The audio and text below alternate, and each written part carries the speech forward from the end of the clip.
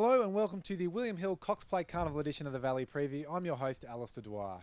Well, here we are on the eve of the Cox Plate Carnival, and to say we're excited would be an understatement. It all kicks off on Friday night for the William Hill Manikato Stakes, leading into the big day on Saturday, which is the William Hill Cox Plate. We've got some fantastic entertainment both on and off the track, and we're looking forward to having a big crowd out on the Friday night as well as on the Saturday. Let's relive last year's Manikato Stakes to see the thrilling finish that was. Buffering trying to get him. Lincoln Rupee 3/4 clear. Down the outside, Terra Vista flying home. They swarm to the line about 5 or 6 across. Lincoln Rupee, I reckon he might have held on. They're everywhere across the course here. We're now joined by the Valley's track manager, Marty Sinan. Long-serving track manager, Marty. How many Cox Plates is this for you?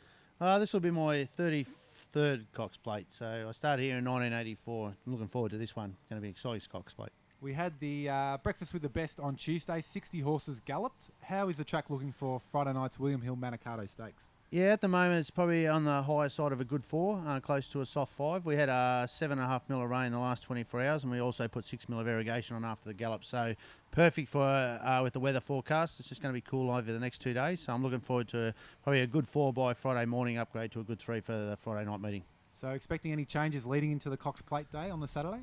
Yeah, well, what we do, we'll run the meeting on Friday, which is just a normal standard meeting for us, and then what we do is we pull the rail down after last. If we think that, with the forecast for Saturday being 24, if we think it needs a bit of water, we'll irrigate, and then my guys will come in Saturday morning, put the rail up at 3 metres, and then we'll be ready to go again for Saturday.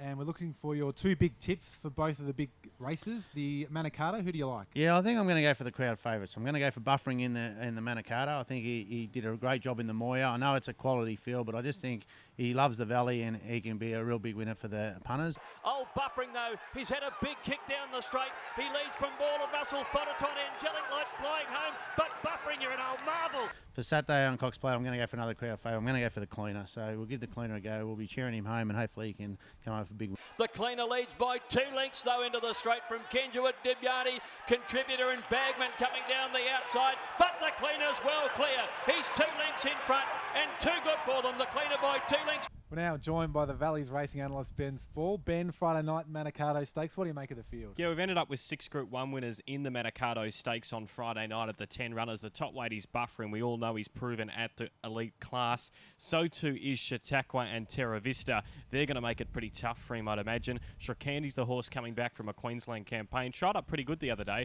so we're in for a really good Manikato Stakes. I'm going the obvious with Chautauqua here, Alistair, number 2 in the Manikato Stakes. I think his form this preparation has been faultless, and I think although he's short odds, he should be getting the job done in the Manikato Stakes on Friday night. Here's Chautauqua. Oh, gobbles him up with Flamberge. Went straight past him. He's good, isn't he?